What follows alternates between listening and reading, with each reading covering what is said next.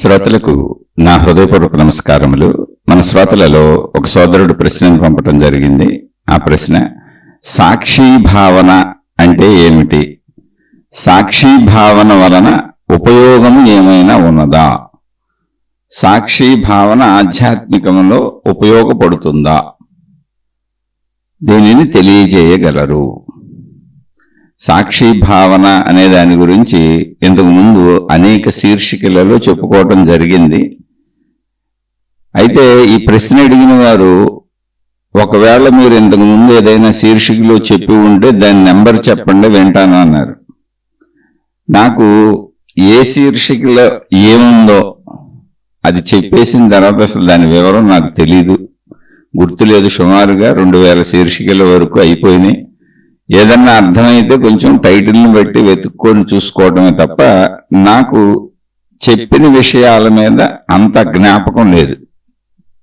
అయితే ఒకే విషయాన్ని, అంటే శరీరము, మనసు, ప్రాణశక్తి, దాన్ని ఆత్మశక్తి అన్న, దేవుడు అన్న, దేవత అన్న, మతం అన్న, మార్గం అన్న, గురువు అన్న, జ్ఞానం అన్న, ఏదైనా ఒకే విషయాన్ని పదే పదే పదే అనేక రకాలుగా చెప్పుకుంటున్నాం. అంతే.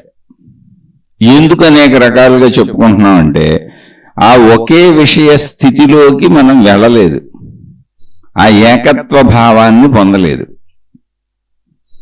ఏకత్వ భావం పొందడం అంటే ఈ సృష్టి అంతా ఏకమైపోయి మనుషులందరూ లేనట్టుగా, సృష్టి అంతా లేనట్టుగా అనిపిస్తుందా?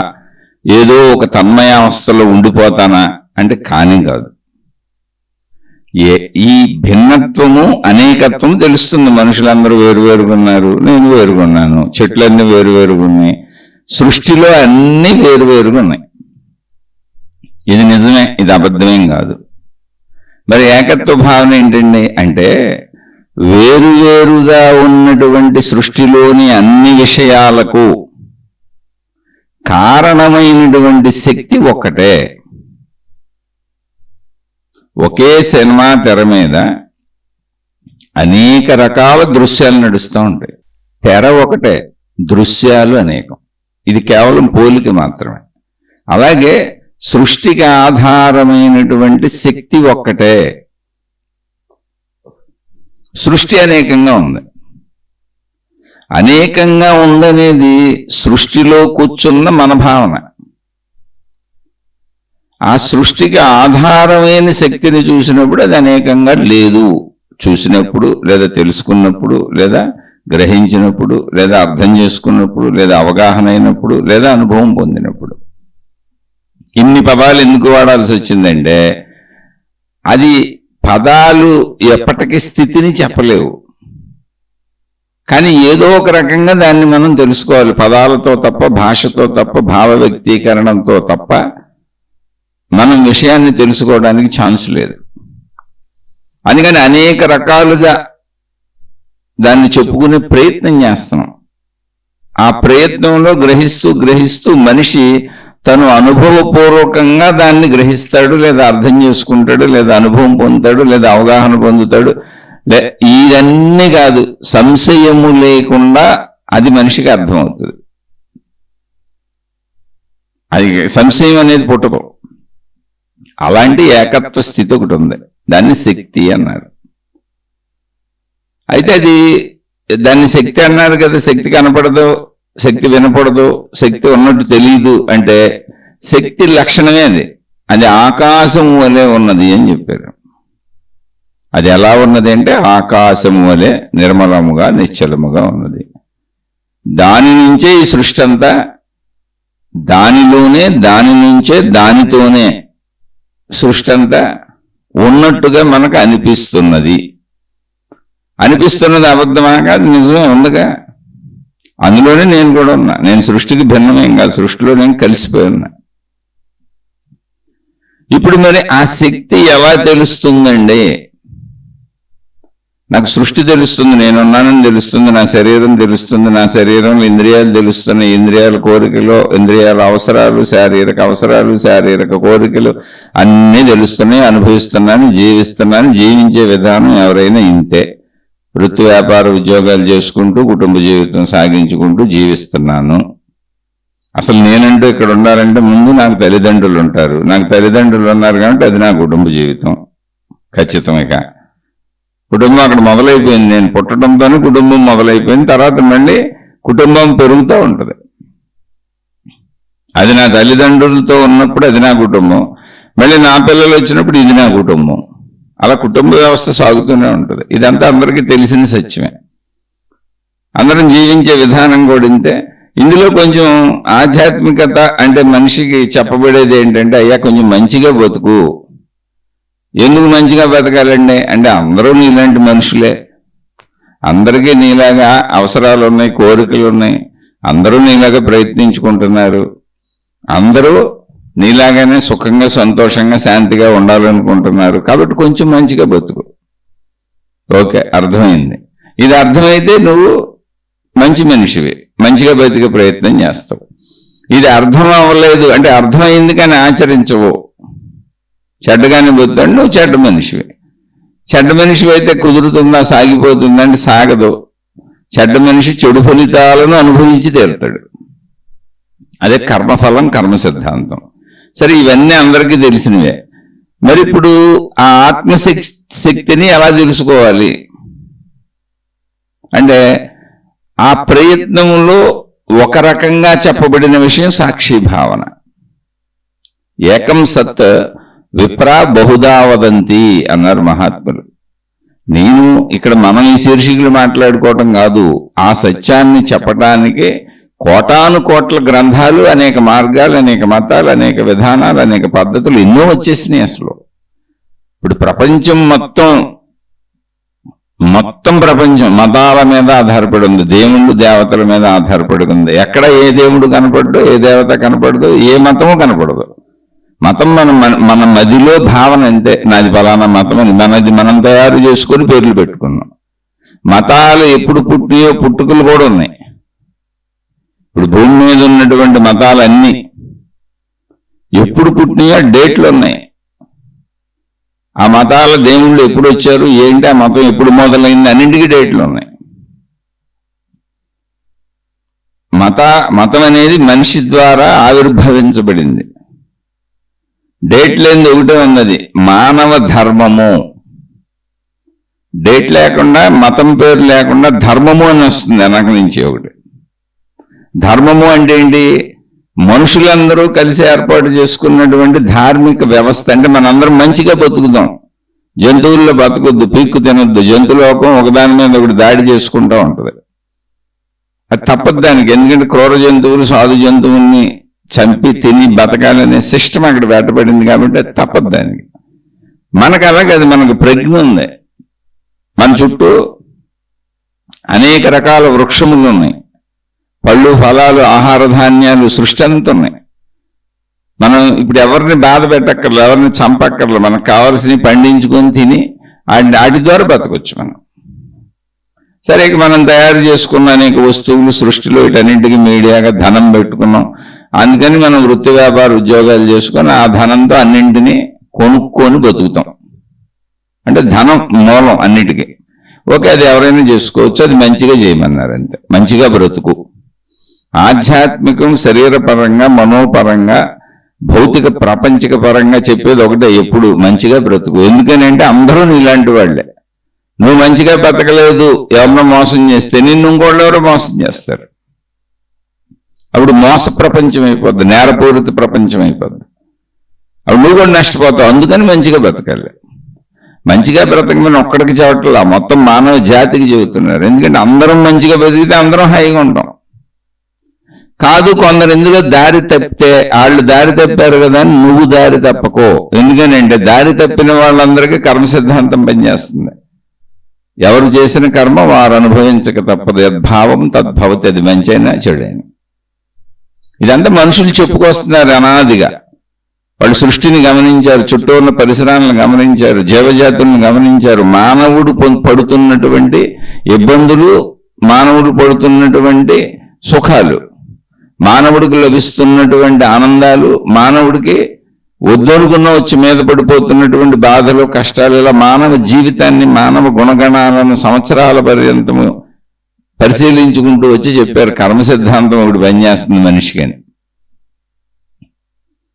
అదొక మనిషికి మాత్రమే, మిగిలినట్టుగా లేదు. కాబట్టి నువ్వు మంచిగానే బ్రతకాలి. ఇది భౌతిక పరంగా, ప్రపంచపరంగా, శరీరపరంగా, మనోపరంగా కూడా ఆలోచనలు కూడా మంచిగా చేయాలి. ఇంకా అయిపోయింది, ఇక్కడికి ఆధ్యాత్మికం అయిపోయింది. ఇలా జీవించుకోవటమే. ఎవరికాళ్ళు వృత్తి వ్యాపార ఉద్యోగాలు చేసుకోవడం, ఎవరి పనులు చేసుకోవడం, ఎవరి ఇంట్లో వాళ్ళు హాయిగా ఉండటం, ఎవరి కుటుంబ సభ్యులతో వాళ్ళు హాయిగా ఉండటం, చుట్టూ ఉన్న వాళ్ళందరితో మంచిగా ఉండటం, ఇలా ఈ శరీరం శిథిలం అయిపోయే వరకు ఇలా జీవించటమే. అక్కడికి అయిపోయింది దాని స్టోరీ.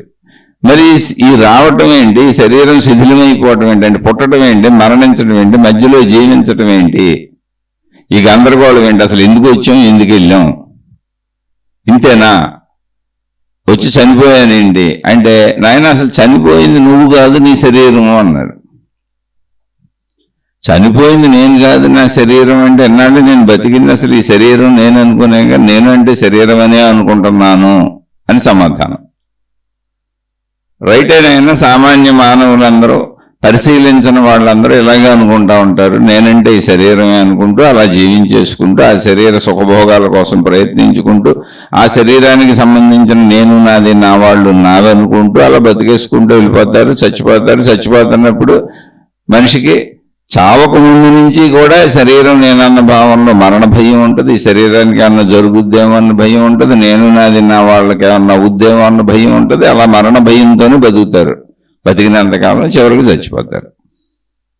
చనిపోవడం అయితే తప్పదు. ఇది ఎవరు, శరీర భావనతో ఉన్నవాళ్ళు. అదేంటండి శరీర భావనగా ఇంకో భావన ఉందా? ఉందిగా. ఏంటది? శరీరమును నడుపుతున్నది ఏమిటి? ఇప్పుడు చనిపోయారు అన్నప్పుడు జరిగింది ఏంటి? ప్రాణం పోయింది అంటున్నాం. శరీరమే నేనైతే, మొత్తంగా శరీరమే అయితే శరీరం ఇక్కడే ఉంది. శరీరం ఎక్కడికి పోలేదు. శరీరంలో మనకు బయటకు కనపడే అవయవాలన్నీ అక్కడే ఉన్నాయి. అందుకని తెలియక శరీరం ఇక్కడే ఉంది కాబట్టి ప్రాణం పోయింది అన్నారు. శరీరాన్ని నడిపేది, శరీరం ఉన్నంత వరకు శరీర కదలికలకి, మనో కదలికలకి మూలమైంది ప్రాణశక్తి. సరే, ఆ ప్రాణశక్తిలో శరీరంతో మనం గ్రహించినటువంటి విషయాలన్నీ నిక్షిప్తమవుతాయి. దాన్నే మనసు అని పిలుస్తామని అన్ని శీర్షికల్లో చెప్పుకుంటూ వస్తున్నాం. ప్రతి శీర్షికలోనూ ఒకసారి ఎందుకు చెబుతానంటే, కొత్తగా ఎవరైనా శీర్షిక వింటున్న వాళ్ళకి ఆ విషయం మళ్ళీ తెలియాలని అంతే. అంటే రోజు ఒకే క్లాసులో పాఠంలాగా పిల్లల్లాగా కాదు కదా. ఎవరు ఎప్పుడు వింటారో తెలియదు. ఒక శీర్షిక వరకు వినొచ్చు, వాళ్ళకి అర్థమవుద్దని కొంత అది కూడా క్లుప్తంగా చెబుతాను. అంటే ఇప్పుడు శరీరము నేను అన్నది ఎంతవరకు నిజం అంటే, పాక్షికంగా కొంతవరకు నిజం, మొత్తం నిజమైతే కాదు. ఇదేంటండి బాబు, అదే మొత్తం నిజం అనుకోని మొత్తంగా బతికేసి చచ్చిపోయాను కూడా నేను. అవును, అందరూ అంతే, మొత్తంగా బతికేసి చచ్చిపోతున్నారు. మరి ఇప్పుడు ఏంటి నిజం అంటే, శరీరము, మనసు, ప్రాణశక్తి మూడు ఉన్నాయి. ఒకసారి చూసుకో.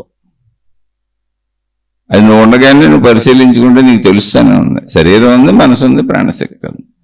ప్రాణశక్తి నీకు తెలుసా? శరీరం తెలుసు, మనసు తెలుసు. ఎందుకంటే మనసు అంటే ఊహలో ఆలోచనలు, జ్ఞాపకాలు, భావాలు. ఇది ప్రతి శీర్షికలో వచ్చేదే. అయినా మళ్ళీ దాన్ని చెప్పుకోవాల్సింది. ఎందుకనంటే ఇవన్నీ చెప్పుకోకుండా శీర్షిక పరిపూర్ణం అవదు. మళ్ళీ రోజు అది గుర్తు చేసుకోవాల్సిందే. గుర్తు చేసుకోకపోతే మర్చిపోతాం, మళ్ళీ శరీర భావనలో ఇరుక్కుపోయి వెళ్ళిపోతాం. మనసు తెలుసు, శరీరం తెలుసు, ప్రాణశక్తి తెలీదు. నిద్రాస్థితిలో ప్రాణశక్తికి వెళ్తున్నాం, మెలకువలోకి వచ్చినప్పుడు శరీర మనస్సులతో తిరుగుతున్నాం. ఓకే, ఇప్పుడు ప్రాణశక్తి స్థితి ఎలా ఉంటుంది? నిద్రాస్థితిలానే ఉంటుంది. ఇంకా దానికి కన్ఫ్యూజన్ ఉంటుంది. అందుకే తెలియబెడతలేదు. శక్తి స్థితి, ప్రాణశక్తి స్థితి ఎందుకు తెలియబడటం లేదు మెలకువలో? శరీరమే ఎందుకు తెలుస్తుంది, మనసులో ఊహలో ఎందుకు తెలుస్తున్నాయి అంటే, ప్రాణశక్తి స్థితి నిద్రాస్థితి లాగా ఉంటుంది. శరీర స్థితి, మనోస్థితి ఆగిపోతే ప్రాణశక్తి స్థితిలోకి వెళ్తున్నాం. అయితే ఇది కొంచెం శరీర భావనలో జీవించేసుకుంటూ వెళ్ళిపోతూ ఆత్మజ్ఞానం చదువు, ఆధ్యాత్మిక చదువు చదువుకోని వాళ్ళకి, అప్పుడే వచ్చిన వాళ్ళకి ఇది కొంచెం విడ్డూరంగా, అర్థం కానట్టుగా, గజిబిజిగా, గందరగోళంగా ఉంటుంది. పదే పదే ఇందులో ప్రయాణిస్తున్న వాళ్ళకి ఆత్మజ్ఞానం చదువు, ఆధ్యాత్మిక చదువు, ఆత్మశక్తి, ఈ వివరాలు వింటున్న వాళ్ళకి అది కొంచెం అర్థమైనట్టు ఉంటుంది. అందుకని పదే పదే అందులో ముందుకు వెళ్ళాలి. అది నేనే అయినా నాకు తెలియనప్పుడు ఏం చేస్తాను? నేనే కానీ నాకు తెలీదు అది నేనని.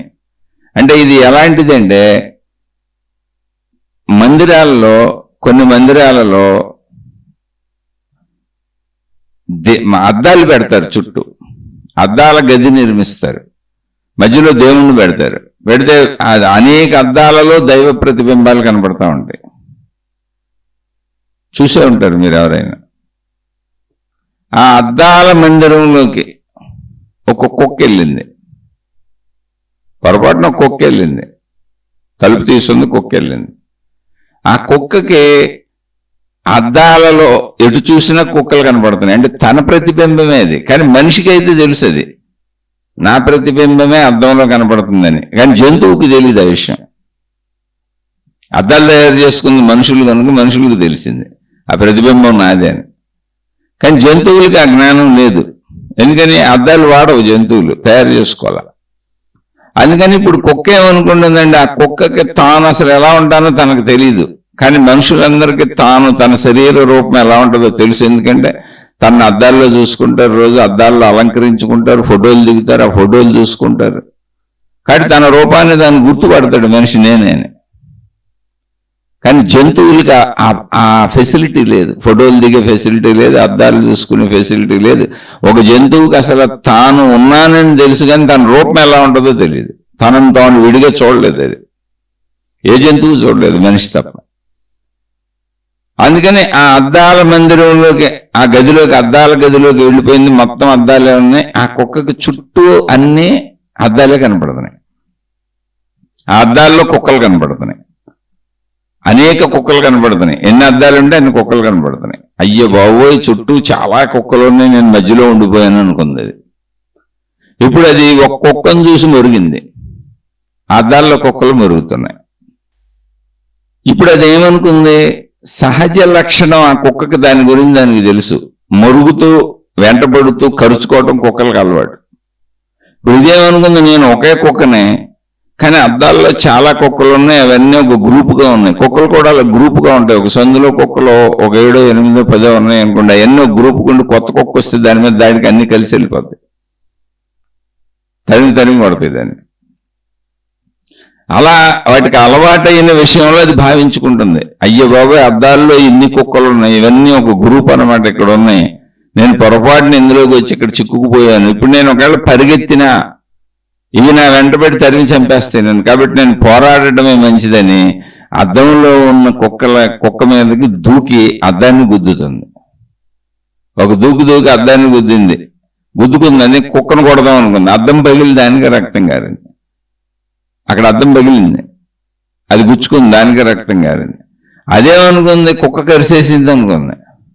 పక్క అద్దం మీదకి వెళ్ళింది, ఇంకో అద్దం మీదకి వెళ్ళింది, ఇంకో అద్దం మీదకి వెళ్ళింది. ఆడ గిరగిరా తిరుగుతూ అద్దాలన్నీ పగల కొడుతుంది. పగల కొడుతున్నాయి, గుచ్చుకున్నాయని దానికి దెబ్బలు తగులుతున్నాయని ఆ టైపు కుక్కలు తన మీద దాడి చేస్తున్నాయి అనుకుంటుంది. అంతకు మించి దానికి ఆలోచన రావట్లా. అలా పోరాడి మురిగి ఆ అద్దాలను గుద్ది అక్కడే రక్తం కారిపోయి చచ్చిపోయింది. ఊరికనే కథగా చెప్పుకున్నాం, ఉదాహరణ కథగా. కానీ నిజంగా జంతువులు అలాగే ఫీల్ అవుతాయి. జంతువులు నీళ్లు తాగటానికి వెళ్ళి ప్రతిబింబం కనపడింది అనుకోండి, వాటి ప్రతిబింబమే కనపడితే అక్కడ ఇంకో జంతువు ఉందనుకుని అరుస్తాయి, మురుగుతాయి, కన్ఫ్యూజ్ అవుతాయి. జంతువు తనను తాను గుర్తుపట్టుకోలేదు,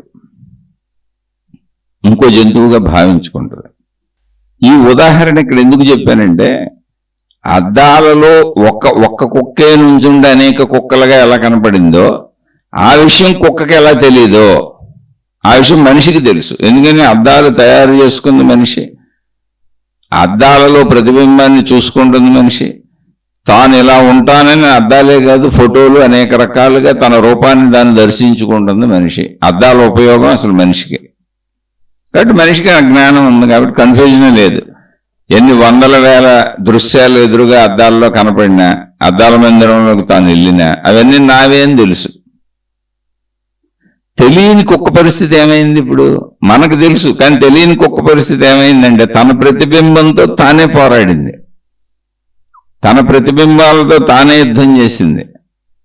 అక్కడ తగిలిన దెబ్బలన్నీ ఆ కుక్కల వలన, ఆ అద్దాలలో ఉన్న కుక్కల వలన తగిలినవని అనుకుంది. పోరాడి చనిపోయింది.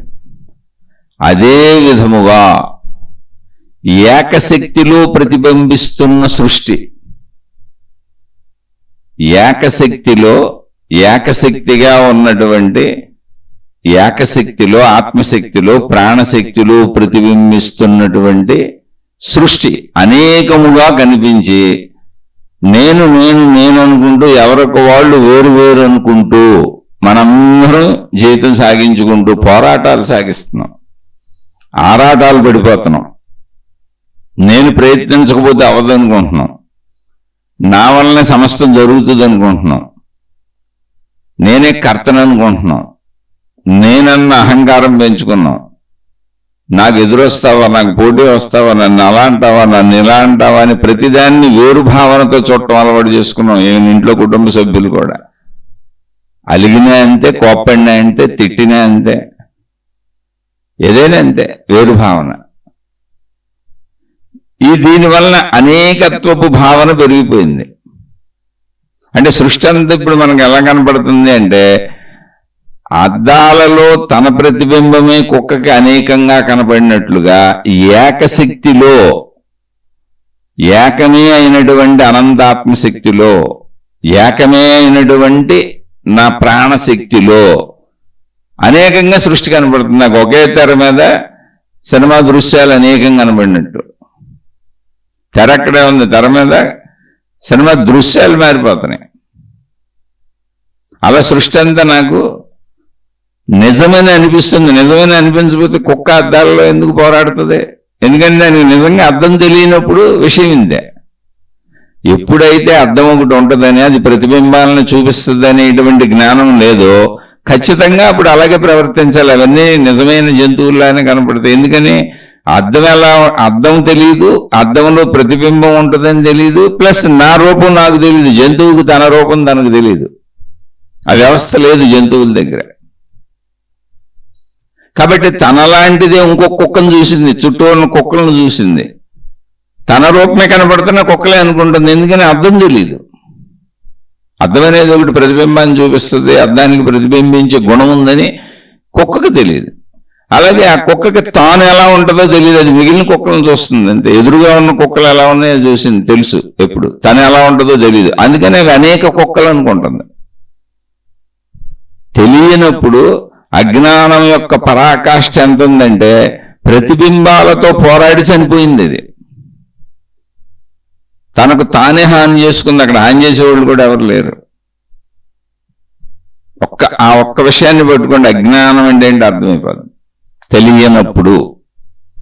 అలాగే ఆత్మశక్తి తెలియనప్పుడు, ప్రాణశక్తి తెలియనప్పుడు, శక్తి తత్వం తెలియనప్పుడు, ఆ అనంతాత్మశక్తి ఆకాశ స్వరూపంగా సర్వవ్యాపకంగా ఉన్నదన్న విషయం తెలియనప్పుడు, ఆత్మశక్తి యొక్క వ్యక్తీకరణే సృష్టిగా ఉన్నదని తెలియనప్పుడు, అనేకత్వ భావంలో, భిన్నత్వ భావంలో, వేరు భావంలో, శత్రుత్వ భావంతో నువ్వేరు నేను వేరని ఆరాటంతో, పోరాటంతో, అహంకారంతో, కర్తృత్వ భావనతో, మరణ భయంతో భయపడుతూ మొత్తం జీవితాన్ని గడిపి చచ్చిపోతున్నాం. ఇక్కడ సాధించింది ఏమీ లేదు, తిని తాగి తిరిగామంతే, ఏమీ లేదు. కేవలం బ్రతికింది మొత్తం వృత్తి వ్యాపార ఉద్యోగాలన్నీ తినటానికి, తాగడానికి, తిరగటానికి, ఇష్టం వచ్చినట్టు బతకటానికి. అలా బతికి చచ్చిపోయాం అంతే. మళ్ళీ ఇందులో మధ్యలో పగలు, ప్రతీకారాలు, ద్వేషాలు, నా వాళ్ళు కానివాళ్ళు, శత్రువులు, మిత్రువులు. శత్రువులు ఉన్నారు, మిత్రులు ఉన్నారు. నేను నాది నా వాళ్ళు. మళ్ళీ నా వాళ్ళల్లోనే నాకు అనుకూలత లేకపోతే శత్రువులు, నాకు అనుకూలత ఉంటే మిత్రులు. ఇలా ఒకటి కాదు, రెండు కాదు, మొత్తం 100 సంవత్సరాల జీవితం. అది 90, 80, 70, 60, 50, ఎవరెక్కడ పోతే అక్కడ. ఎందుకని తెలియనప్పుడు అద్దము ప్రతిబింబిస్తుంది, అద్దంలో కనపడుతున్నది నా ప్రతిబింబమే, అక్కడ ఇంకో జీవి లేదు. కేవలం అది అద్దము యొక్క గుణము, స్వభావము, ప్రతిబింబాన్ని చూపిస్తుంది. అలాగే నా రూపమే అది. అసలు నా రూపం నాకు తెలిస్తే కదా అది నా రూపమని నేను గుర్తించడానికి. అలా ఎలా అయితే ఆ కుక్క ఘర్షణ పడి తన రూపాలతో, తన ప్రతిబింబాలతో లేని జీవుల్ని ఉన్నవనుకొని ఘర్షణ పడి తాను చనిపోయిందో, అలాగే జీవుడు తాను అనంత ఆత్మశక్తినని తనలోనే ప్రాణశక్తి ఉంది, తను బతుకుతున్నాడు, ఆ ప్రాణశక్తిని ఉపయోగించుకుంటున్నాడు. ఆ ప్రాణశక్తే మనిషి గ్రహించిన విషయాలన్నింటినీ తనలో నిక్షిప్తం చేసుకుని మనసుగా పనిచేస్తుంది. ఆ మనసుతో ఉపయోగించుకొని శరీరంతో బతుకుతున్నాడు, అన్నీ అనుభవిస్తున్నాడు. మళ్ళీ అన్నింటి నుంచి శక్తినే గ్రహిస్తున్నాడు. ఆహార పదార్థాలు ఎందుకు తింటున్నావు అంటే శక్తి కోసం అంటాడు. ఆహార పదార్థాల్లో శక్తి కనపడుతుందా అంటే పరిశీలన లేదు, పరిశీలన కనపడదు. కానీ శరీరం శక్తినే గ్రహిస్తుంది, ఆహార పదార్థాలనే మలమూత్ర రూపాల్లో విసర్జించేస్తుంది. అన్నింటిలోనూ ఎక్కడ మనిషి ఏది వాడుకుంటున్నా శక్తి ఉందని తెలుసు, కానీ శక్తి కనపడదు. ఆ శక్తి కనపడట్లేదని కూడా తెలుసు, కానీ శక్తిని పట్టించుకోడు. వస్తువుని పట్టించుకుంటాడు, విషయాన్ని పట్టించుకుంటాడు, పదార్థాన్ని పట్టించుకుంటాడు, ఘనత్వాన్ని పట్టించుకుంటాడు, రూపురేఖల్ని పట్టించుకుంటాడు, గుణాలని అంటే సగుణాన్ని పట్టించుకుంటాడు, నిర్గుణాన్ని వైపు వెళ్ళలేడు. ఆకారాలని పట్టించుకుంటాడు, నిరాకారం వైపు వెళ్ళలేడు. కానీ శక్తి కనపడట్లేదు ఆహార పదార్థాలని తెలుసు. ఆహార పదార్థాలు తింటుంది శక్తి కోసం, కానీ అది కనపడట్లేదని తెలుసు. పరిశీలించడు, పరిశీలిస్తే తెలుస్తుంది అది కూడా. అలా తెలియనప్పుడు ఆ కుక్కలాగానే అయిపోయింది మన జీవితం కూడా. అనంత ఆత్మశక్తి అనేటువంటి ఏకత్వమే అయినా కూడా శరీర భావనలో, సృష్టి భావనలో, ద్వంద్వత్వంలో, అనేకత్వంలో, విభిన్నత్వంలో ఘర్షణలు పడుతూ సుఖదుఖాలకు లోనవుతూ జీవించి జీవించి జీవించి చచ్చిపోతున్నాం. చచ్చిపోతున్నానంటుంది ఎవరో? శరీరం. చచ్చిపోతున్నానని చెబుతుంది శరీరం. ఎందుకంటే శక్తికి అసలు చావు లేదు, పుట్టుక లేదు, ఉన్నదంతా శక్తే. అది ఎప్పుడు ఎవర్ గ్రీన్. ఆకాశానికి ఏ చావు లేదు. ఆకాశం ఎప్పుడు అలాగే ఉంటుంది, మీరు ఎప్పుడు చూడండి అలాగే ఉంటుంది. ఒకవేళ ఆకాశంలో మార్పులు కనపడితే అది మేఘాల వలన అయి ఉండొచ్చు, సూర్యుడు వలన అయి ఉండొచ్చు, రాత్రిపూట వచ్చే చంద్రుడు నక్షత్రాల వలన అయి ఉండొచ్చు తప్ప ఆకాశ స్థితిలో మార్పు లేదు. అది ఎప్పుడు ఖాళీయే, అది ఎప్పుడు శూన్యమే, అది ఎప్పుడు అనంతమే, అది ఎప్పుడు సర్వవ్యాపకమే, అది ఎప్పుడు నిశ్చలమే, నిర్మలమే, ప్రశాంతమే, మౌనమే. దాన్ని ఏం మారలేదు. పగలు రాత్రి అని మనం అనేది కూడా సూర్యుడు వలన. ఆకాశం ఏం మారలేదు. ఆకాశం ఎప్పుడు అలాగే ఉంది, గమనించి చూసుకోండి. అలా శక్తి అలాగే ఉన్నది, అది ఏ మార్పు లేదు. మరి సృష్టి ఏంటండి? శక్తికి ఉన్నటువంటి శక్తుల చేత శక్తి తనను తాను సృష్టిగా తనలోనే వ్యక్తీకరించుకుంటుంది. ఇది అర్థం చేసుకోవాలి, చదువుకోవాలి. చదువు ఇది, ఆత్మజ్ఞానం చదువు ఇది. చదివితే కానీ శక్తిని తెలియదు. ఇక్కడ శక్తి ఎప్పుడు శాశ్వతం. శక్తి అనేది ఎప్పుడు శాశ్వతం. వేరుశనగ పంట వేశారు, మినప పంట వేశారు, పెసలు పంట వేశారు. మీరు మినపకాయలు, పెసరకాయలు, వేరుశనగకాయలు చూడండి ఎప్పుడైనా. వేరుశనగకాయలు లోపలికి పప్పులు ఎప్పుడు వచ్చినాయి? మొత్తం పండంతా అయిపోయినాక వేరుశనగకాయలు కాయలు ఇలా పగలు కొడితే పప్పులు రెండు విడివిడిగా ఉంటాయి, దేనికి అంటుకొని కూడా ఉండవు. అవి వచ్చి అలా చేతిలో పడిపోతాయి. అలాగే సేమ్ మొత్తం ముదిరిపోయినాక మినుములు చూస్తే మినపకాయ పొడుగ్గా ఉంటుంది, ఎండిపోయినాక దాన్ని తీస్తే మినుములన్నీ చేతికి వచ్చేస్తాయి, పెసలన్నీ చేతికి వచ్చేస్తాయి. కానీ చూస్తే ఏకకాయలాగా ఉంటాయి. అది సృష్టి ధర్మాలు అంతే. అది అలా ఉంది, ఎందుకుందని అడగడానికి లేదు. దాన్ని అర్థం చేసుకోవాలి. అలా అంటే వేరుశనగ కాయలోకి వేరుశనగ గుళ్ళు ఎప్పుడు వచ్చినాయి, ఎలా వచ్చినాయి తెలియదు. ఇప్పుడు కొబ్బరి చెట్టు, కొబ్బరికాయలో నీళ్లు ఉంటాయి. ఎక్కడున్నాయి కొబ్బరికాయలు? ఎక్కడో కొబ్బరి చెట్టు పైన ఉన్నాయి. కొబ్బరి చెట్టు ఎక్కడ ఉంది? పొడుగ్గా అంత ఎత్తున ఎదిగింది. మనకు 4 రెట్లు 5 రెట్లు ఉంటుంది. మనిషి భూమి మీద నుంచుంటే కొబ్బరి చెట్టు 30 అడుగులే ఉంటుంది, 25-30 అడుగులు ఉంటుంది. అక్కడ ఉంటాయి కొబ్బరికాయలు. మరి అందులోకి నీళ్ళు ఎట్టాలి? నీళ్ళు ఎవరు పోసారు? భూమి మీద ఉన్న కాయల్లో నీళ్లు ఉండలేదు ఎక్కడ. ఇప్పుడు వంకాయల్లో నీళ్లు ఉండవు, టమాటాల్లో నీళ్లు ఉండవు, కొబ్బరికాయలు ఉన్నట్టు ఉండవు కదా. ములక్కాయల్లో నీళ్లు ఉండవు, దోసకాయల్లో నీళ్లు ఉండవు, పదార్థం ఉంటుంది. మరి అంత పొడుగైన చెట్టు అక్కడికి వెళ్ళిన దానికి నీళ్లు ఎలా ఉన్నాయి? లేలేత కొబ్బరి బండాలు తాగుతూ ఉంటాం. అది సృష్టి.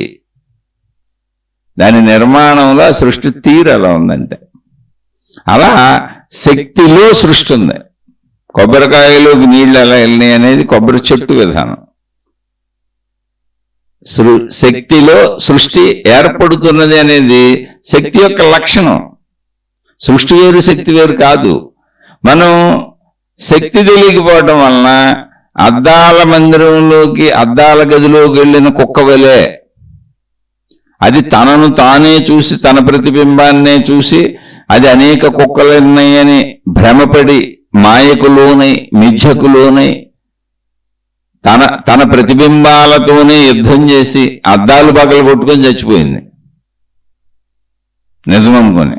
అలాగే సృష్టిలో మనం ఇదంతా నిజం అనుకొని మన చుట్టూ ఉన్న మనుషులతో యుద్ధాలు చేసుకుంటూ బతికి కొందరిని ప్రేమించానంటూ కొందరిని ద్వేషించానంటూ మన యుద్ధాలు ఇవి. మన యుద్ధాలు రెండు రకాలుగా ఉంటాయి. కొందరిని ప్రేమించాను, కొందరిని ద్వేషించాను. నేను, నాది, నా వాళ్ళు, ఇదంతా నా వర్గం. మిగిలిందంతా ఆ వర్గం, కౌరవులు పాండవుల్లాగా. నా వర్గం బయట వర్గం. అంతే. ఇంకెప్పుడు ఆరాటం పోరాటమే. రోజు లేచిన కాంచి నేను, నాది, నా వాళ్ళకి కావలసిన అన్ని సృష్టి నుంచి లాక్కోవటమే. అడ్డుపడిన వాళ్ళందరితో శత్రుత్వమే, సహకరించిన వాళ్ళందరితో మిత్రుత్వమే. ఇలా నిరంతర యుద్ధం చేసి చచ్చిపోతాం అంతే. మరణం తథ్యం. అయితే చచ్చిపోతాం అన్నప్పుడు చచ్చిపోతానంటుంది ఎవరండి? శరీరం. శక్తికి చావు లేదు. శక్తికి అసలు చావే లేదు. మరి సృష్టి ఎక్కడ ఉందండి? శక్తిలో ఉంది. సృష్టి శక్తిలో ఉంది. అలా శక్తిలో సృష్టి ఉన్నది. శక్తికి భిన్నంగా సృష్టి లేదు. సృష్టిలో ఉన్నవన్నీ శక్తే. రూపంగా కనపడిన, గుణంగా కనపడిన, స్వభావంగా కనపడిన, వ్యక్తీకరించబడి పదార్థంగా కనపడినా అది శక్తే. మళ్ళీ అది శక్తి అయిపోద్ది. అంటే నిరాకారములోంచి ఆకారాలు వచ్చినాయి, లేని దాంట్లోంచి ఉన్నది వచ్చింది. మళ్ళీ ఉన్నదంతా లేనిది అయిపోద్ది, ఆకారాలన్నీ నిరాకారం అయిపోద్ది. అయితే అది ఎప్పుడు తెలుస్తుంది? శక్తి గురించి తెలిసిన వాళ్ళకి తెలుస్తుంది. అద్దం గురించి తెలిసిన వాళ్ళకి, కుక్కకి అద్దం గురించి తెలిసి ఉంటే, తన రూపం గురించి తెలిసి ఉంటే, అద్దం ప్రతిబింబాలని చూపిస్తుందని తెలిసి ఉంటే కుక్క అసలు యుద్ధమే చేసేది కాదు.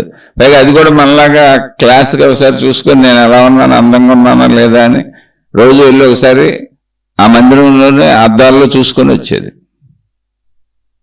మనం రోజు చేసేది అదేగా. ఇప్పుడు నేను ఎలా ఉన్నాను అన్నది మనం ఆ అద్దాల్లోనే రోజు మేకప్లు చేసుకునేది.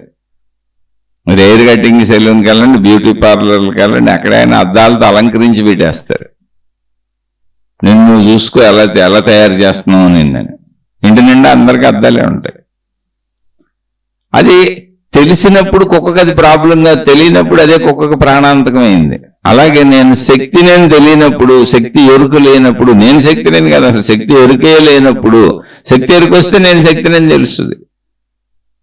అసలు శక్తి యొక్క గుణగణాలు తెలియనప్పుడు, శక్తి స్వభావం తెలియనప్పుడు, శక్తి గురించి ఏ విషయము తెలియనప్పుడు సృష్టి నిజమే కూర్చుంటుంది, శరీరమే నిజమే కూర్చుంటుంది.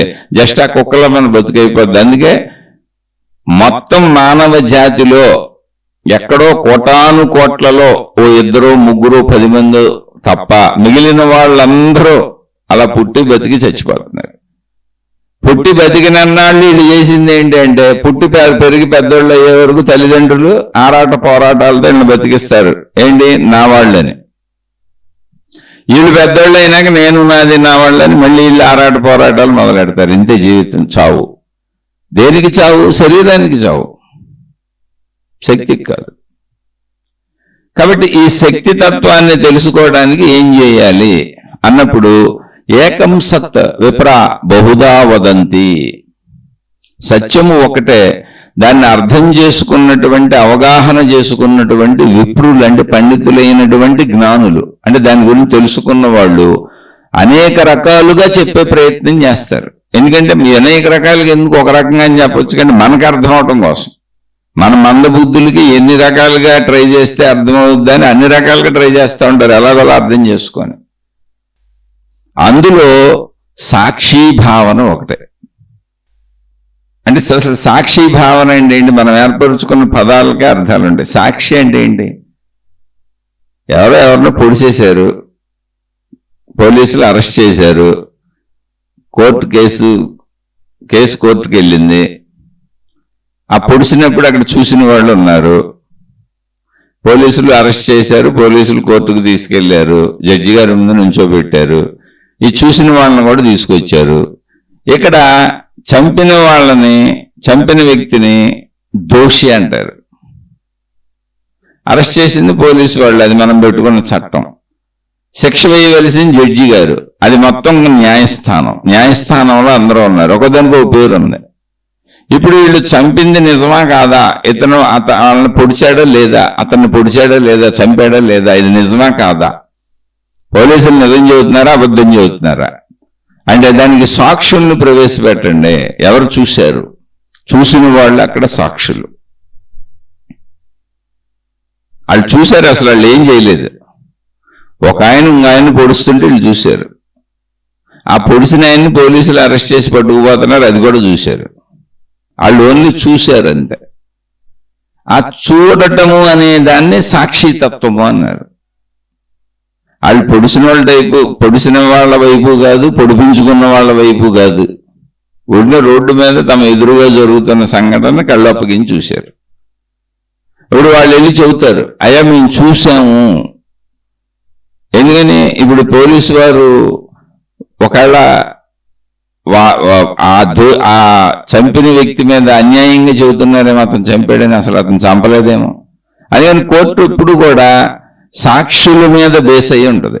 జడ్జి గారు అక్కడ ఉండడుగా ఏది చూడటానికి, అది నిజమా అబద్ధమా జడ్జి గారికి ఎలా తెలుస్తుంది? కనుక సాక్షుల్ని బట్టి, సాక్ష్యాన్ని బట్టి కోర్టు తీర్పులు ఉంటాయి అంతే. అందుకే మీరు ఎక్కడైనా చూస్తే కోర్టుల్లో పెట్టినటువంటి ధర్మదేవత చేతిలో కాటా ఉంటుంది, న్యాయస్థానం, న్యాయదేవత. కళ్ళకి గంతలు కట్టేసి ఉంటాయి, చెవులతో వింటమే. ఎందుకనంటే జడ్జిగా నేను అక్కడ ఉండి చూడలేదు, మీరందరూ చెప్పేటువంటి సాక్ష్యాలు విని, అంటే చెవులతో విని, దానిని బట్టి నేను సత్యాన్ని నిర్ధారించుకుని నేను శిక్షలు వేస్తున్నాను, తీర్పులు చెబుతున్నాను. అంతే తప్ప నేను చూడలేదు అనడానికి న్యాయదేవత కళ్ళకు గంతలు కట్టేసి ఉంటుంది. కోర్టు వ్యవహారం అంతే అక్కడ. మరి నిజమే కది, రోడ్డు మీద ఉండి ఎవరు చూస్తారు? జడ్జిలు. కుదరదు కది. చూస్తేనే శిక్షించాలి అంటే అసలు కుదరదు, శిక్షలే ఉండవు ఇంకా. అలాగే సాక్షితత్వము అంటే ఏంటంటే, ఇప్పుడు ఆత్మశక్తి నాకు అనుభవం కాలేదు,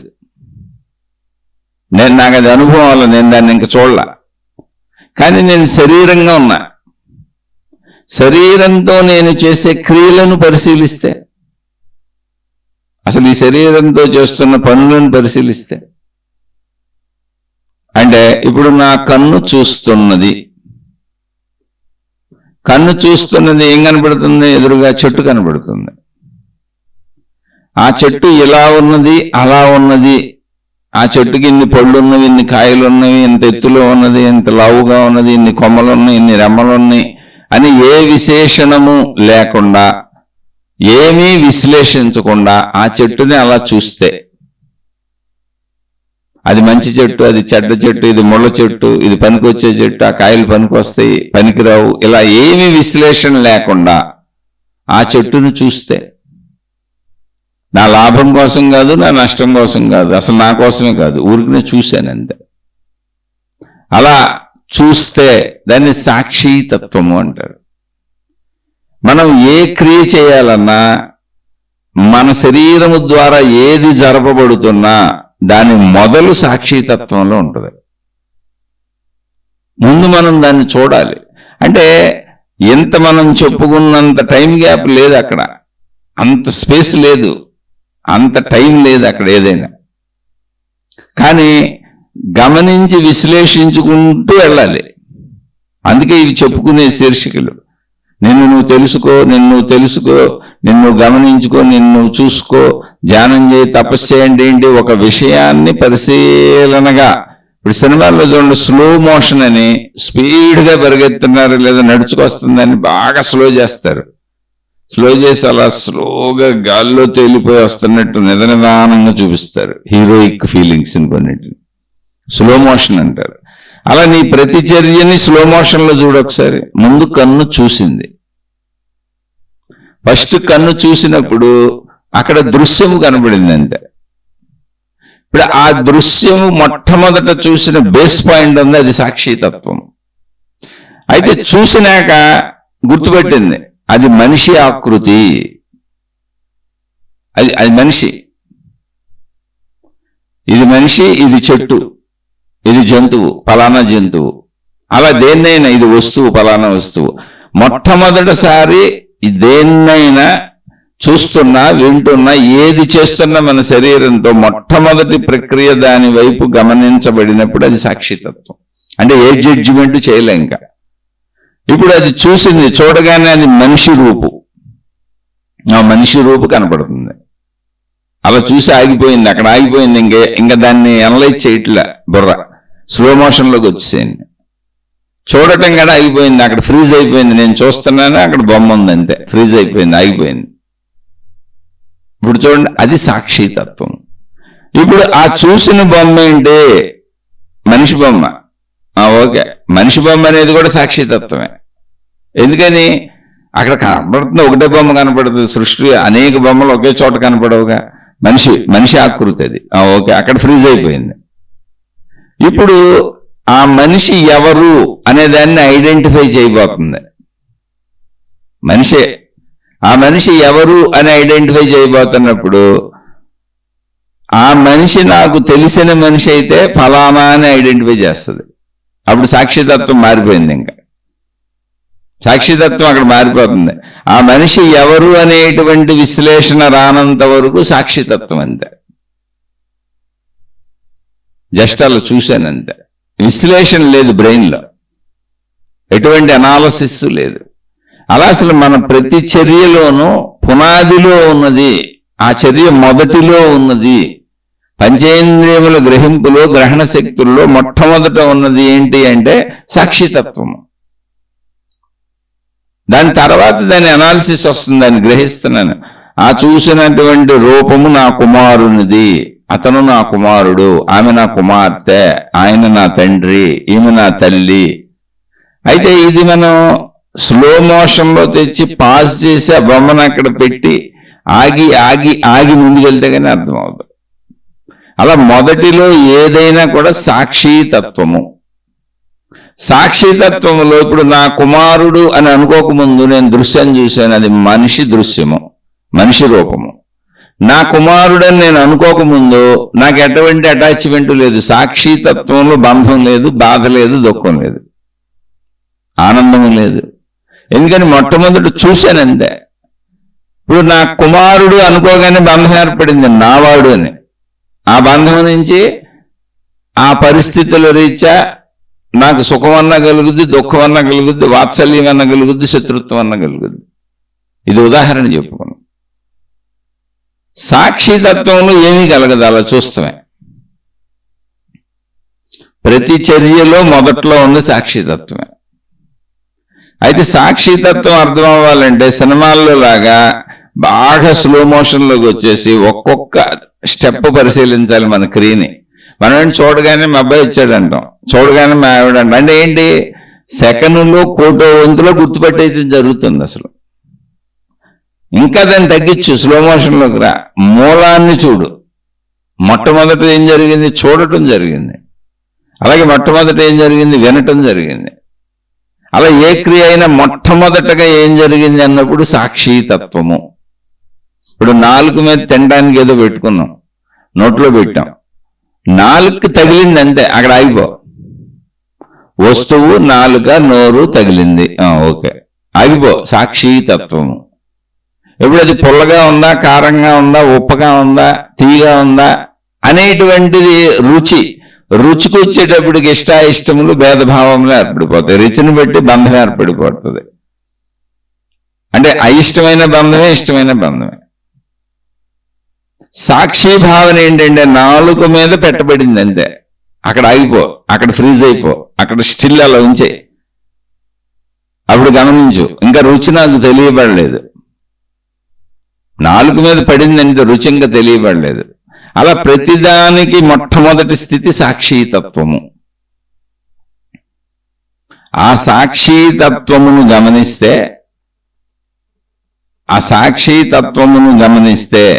శక్తి ఎలా ఉన్నది అంటే సాక్షితత్వము వలె ఉంటున్నది అన్నారు. అందుకని ఈ సాక్షితత్వాన్ని అభ్యాసం చేసినా కూడా, ప్రాక్టీస్ చేసినా కూడా శక్తితత్వానికి వెళ్తే సాధన కుదురుతుంది అన్నారు. మనం ఏం చేస్తాం, నాలుగు మీద వేయగానే రుచి అబ్బో కారం అండి బాబు అంటాం, లేదా ఉప్పు ఎక్కువైపోయిందండి అంటాం, లేదా పుల్లగుందండి, తీగ ఉందండి అంటాం. ఏ గాలో చర్మానికి తగిలింది అంతే, అక్కడ ఆగిపో. అది చల్లగాల వేడిగాల ఎలా తగిలింది, ఏముంది, స్పర్శ ఎలా ఉంది చెప్పద్దు. ఇంకా అక్కడ దాకా వెళ్ళబాక, అనాలిసిస్ చేయబాక. స్పర్శ సుఖమును గాని స్పర్శ దుఃఖమును గాని అనాలిసిస్ చేయబాక. తగిలింది, అది తగిలింది అంతే, అక్కడే ఉండు, అక్కడ ఆగిపో. అలా నువ్వు గమనిస్తే పంచేంద్రియ చర్యలన్నీ ముందు మొట్టమొదట సాక్షితత్వంతో మొదలవుతాయి. తర్వాత శరీర భావములోని ఇంద్రియ ధర్మాన్ని పాటించి నాలుగు రుచి తెలుసుకుంటుంది కనుక రుచి చెప్పుద్ది. కానీ ముందున్న సాక్షితత్వం. కన్ను దృశ్యాన్ని చెప్పుద్ది కనుక అది బాగుంది బాగోలేదని ఇష్టాయిష్టతలు ఏర్పరుచుకుంటుంది కనుక, అన్ని ఇష్టాయిష్టతలు ఏర్పరుచుకోవటమే కనుక దాని నుంచి మన భావస్పందనలు ఉంటాయి. బాగున్నాయి బాగోలేదు, పొట్టుకుంది పొడుగుంది, నల్లగొంది తెల్లగొంది, నచ్చింది నచ్చలేదు, ఇలా ఇష్టాయిష్టములే సుఖ దుఃఖములు. నువ్వు ఇష్టాయిష్టములు ఏర్పరుచుకోకుండా సాక్షితత్వమును అలవాటు చేసుకో అని చెప్పారు. అభ్యాసం, సాధన. ఆ సాక్షితత్వం అంటే ఏంటి? స్టేట్మెంట్ లెవెట్లో, అనాలిసిస్ లెవెట్లో ఉన్నది ఉన్నట్టుగా దాన్ని తీసుకుంటున్నాను, స్వీకరిస్తున్నా. ఇప్పుడు అన్నం పెట్టారు, తినేశాను, రుచి తెలిసింది కానీ మాట్లాడను. ఎందుకని? ఆహారం ఆకలి కోసం తింటున్నా. ఇప్పుడు అది కొంచెం ఉప్పు ఎక్కువైనా ప్రాణం పోదు, ఉప్పు తక్కువైనా ప్రాణం పోదు, కారం ఎక్కువైనా ప్రాణం పోదు, కారం తక్కువైనా ప్రాణం పోదు. అది తినగలిగిందే, తినడానికి పనికి వచ్చేదే, తిన్నానంతే. అందులో ఏ కొంచెాలు అటు ఇటు అయినా నాకు వచ్చిన నష్టమేం లేదా, కడుపు నిండుద్ది. అలాంటప్పుడు ఆకలికి తినేయటమేగా. అది సాక్షితత్వ అభ్యాసం చేయటం అంటే. సాక్షితత్వాన్ని అభ్యాసం చేయటం అంటే ఏంటంటే, ఆకలికి వస్తువు కావాలి, అది తినగలిగింది అయి ఉండాలి, ప్రమాదం లేనిదై ఉండాలి. అందులో రుచులు కల్పించుకుంటే ఇప్పుడు ఏం చేస్తున్నాం మనం? ఆకలికి తినటం కూడా మానేస్తున్నాం. నాకు నచ్చలేదు నేను తిన్నంటున్నాం. నచ్చకపోతే తినటం మానేస్తున్నాం. నచ్చిందే తింటానని శరీరానికి ఇబ్బంది కలిగించేవి కూడా తింటున్నాం. శరీరానికి అనేక రకాల పోషకాహారాలు కావాలి, కానీ నేను నచ్చిందే తింటానని ఇబ్బంది కలిగించేది కూడా తింటున్నాం. అలా ఇష్టముల వలన జీవితాన్ని మనమే అస్తవ్యస్తం చేసుకుంటున్నాం. సాక్షితత్వంలో ఏమవుతుందంటే ఉన్నది ఉన్నట్టుగా సత్యముగా స్వీకరించడం ఉంటుంది. నాకు ఆకలికి ఆహారం కావాలి, అలానే వండారు, రుచి తెలుస్తుంది, అన్నీ తెలుస్తున్నాయి. అది బోనస్, ప్లస్ అంతే రుచి తెలియటం. ఆ రుచి తెలుస్తున్న వ్యవస్థ ఎక్స్ట్రా ఆనందానికి ఇవ్వబడింది తప్ప నాకు ఆకలి కడుపు నిండితే చాలు. సాక్షితత్వంలో అప్పుడు మనం బాగుంది బాగోలేదని విశ్లేషణ చేయం. ఉప్పు తక్కువ, కారం ఎక్కువ, పులుపు ఎక్కువ, ఇలాంటి అనాలిసిస్ ఉండదు. అది సాక్షితత్వం. ఇప్పుడు ఈ అనాలిసిస్ వల్ల ఏమన్నా ఉపయోగం ఉందంటే ఏమీ లేదు. ఎందుకని? నీకు ఆకలికి ఆహారం కావాలంతే. ఉప్పు కొంచెం తక్కువైనా, పులుపు కొంచెం ఎక్కువైనా ప్రమాదం అయితే ఏమీ లేదు, నువ్వు తినాల్సిందే. తినపోతే పోతావు. తింటే శరీరం నిలబడుతుంది. పైగా అసలు శరీరానికి అవసరమైనవన్నీ తినాలి, పోషకాహారాలు. అవి ఏరుకొని ఎన్నుకొని తినాలి, అంతే తప్ప రుచి కోసం తినకూడదు, ఇష్టాల కోసం తినకూడదు, అవసరతల కోసం తినాలి. ఇష్టాల వలన అవసరతలు కోల్పోతున్నాం. అందుకని సాక్షితత్వం ఎప్పుడు మేలు చేస్తుంది. ఉన్నట్టుగా స్వీకరిస్తాను, సత్యభావనలో స్వీకరిస్తాను. అలా ఏ విషయానికైనా ముందు బేస్లో ఉండేది సాక్షితత్వం.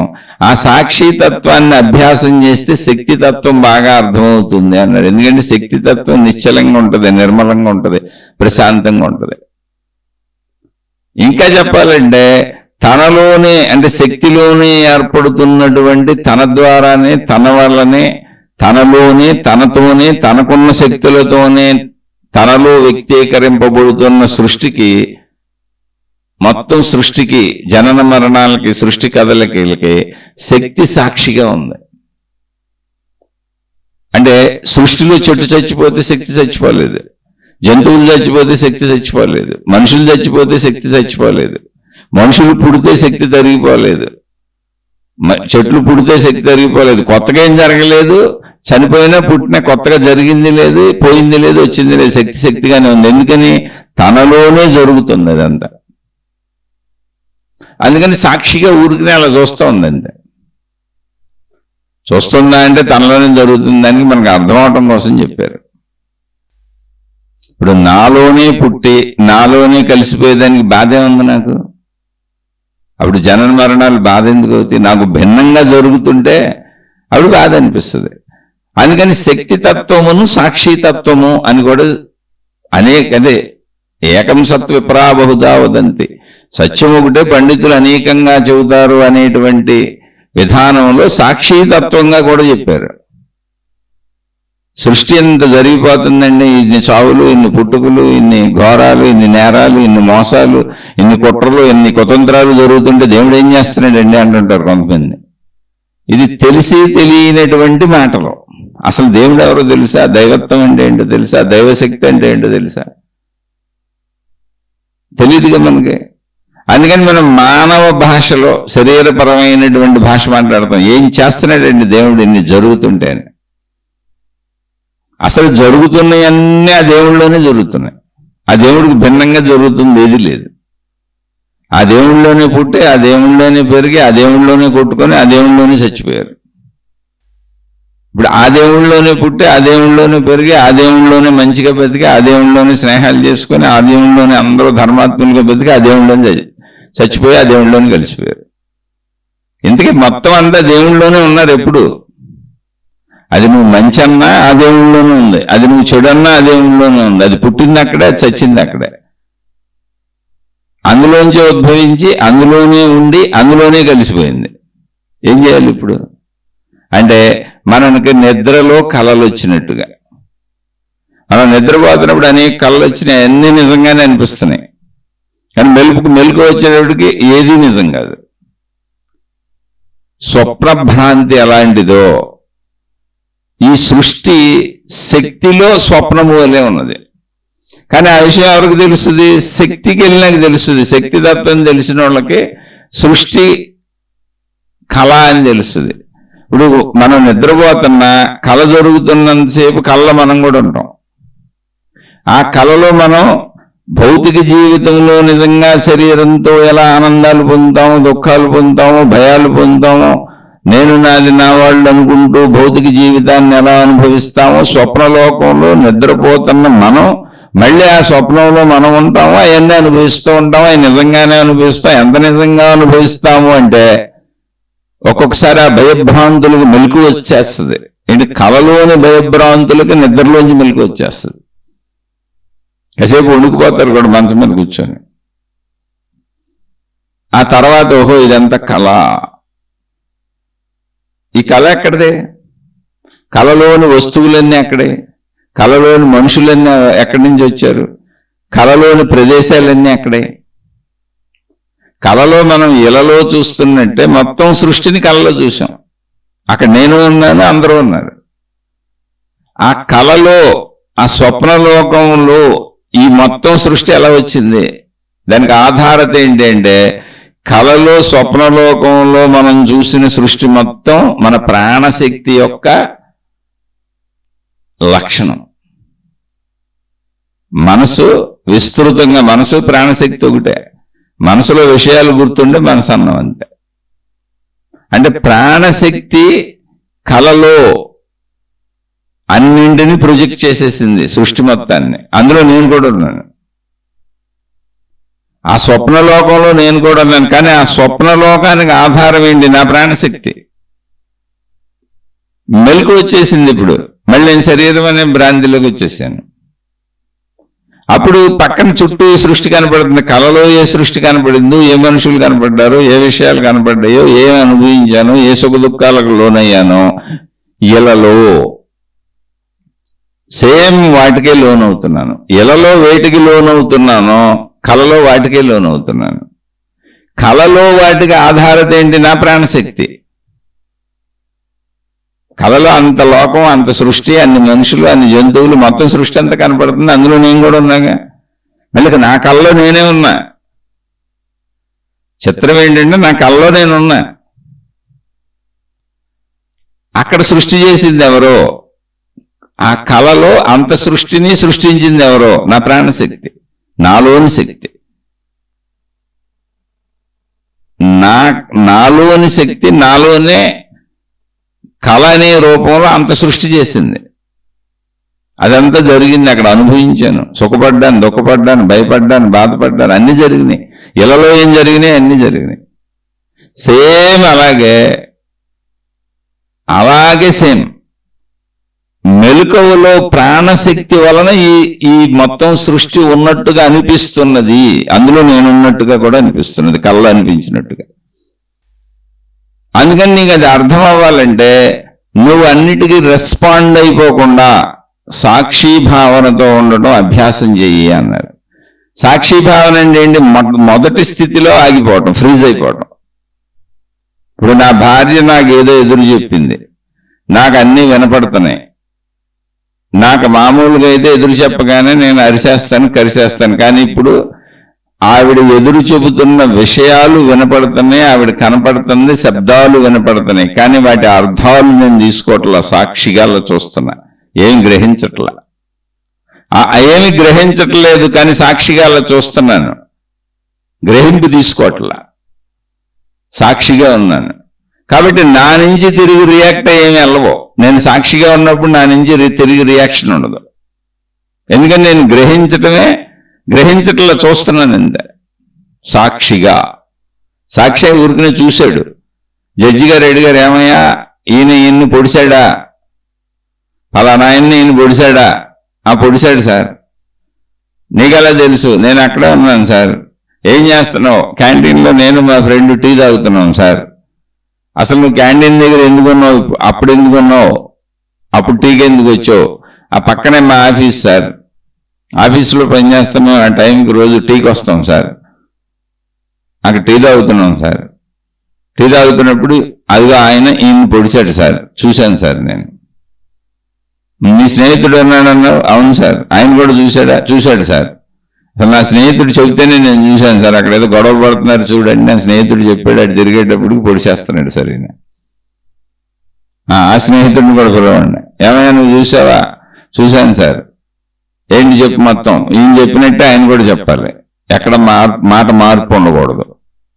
అలా అనేక సాక్షులు చెప్పినప్పుడు జడ్జి గారు నమ్మి తీర్పు చెబుతారు. అలాగే సాక్షి భావనలో మొట్టమొదటి ప్రక్రియలో ఆగిపో. భార్య ఏదో చెబుతుంది, భర్త ఏదో అంటున్నాడు, పిల్లలేదో అంటున్నారు, ఇతరులేదో అంటున్నారు, చూస్తున్నాను, వింటున్నాను అంతే. రియాక్ట్ అవ్వట్లేదు. రియాక్ట్ అవ్వకుండా ఉండటం ఒక స్థితి. రియాక్ట్ అవ్వకుండా ఉండటానికి ముందు అసలు వాటిని స్వీకరించకుండా ఉండటం ఇంకో స్థితి. ఇది ఫస్ట్ కొత్తలో వింటున్నప్పుడు కొంచెం గజిబిజిగా ఉంటుంది, కానీ చాలా తేలిక ఇది. అంటే ఈ విధమైనటువంటి విధానంలో మనం ఇంతవరకు ఆలోచించలేదు. మనం శరీర భావంలోనే మనం పుట్టిన కాడి నుంచి మనం పెరుగుతున్న విధానంలో తల్లిదండ్రులు కానీ, బంధుమిత్రులు కానీ, చుట్టూ ఉన్న సమాజంలో కానీ అందరూ శరీర భావంతో వెళ్ళిపోతూ మనకి శక్తి భావాన్ని ఎక్కడ టచ్ చేయలేదు ఎవరో. మనకి శక్తి భావాన్ని చిన్నప్పటి నుంచి నేర్పుంటే అది మనకు సహజంగా అయిపోయేది. అసలు మనం అందరం జీవన్ముక్తుల్లాగానే బతికేసేవాళ్ళం కొంత వయసు రాగానే, యోగులు, మునులు, ఋషుల్లాగా. అది మనం ఇప్పుడు వింటున్నప్పుడు మనకు కొత్తగా ఉందంటే, కొన్నాళ్ళు అదే పనిగా వింటే అది తెలుస్తుంది. మన బ్రెయిన్ దేన్ని వింటదో అది జ్ఞానం అధనం చేసుకుని దాన్ని అర్థం చేసుకోగలదు. ఆ శక్తి ఉంది దానికి. ఇక్కడ అలా ఉండగలమా అంటే అద్భుతంగా ఉండగలం. ఎదుట వైపు నుంచి స్వీకరించకుండా ఉంటే నీ వైపు నుంచి స్పందన ఉండదు.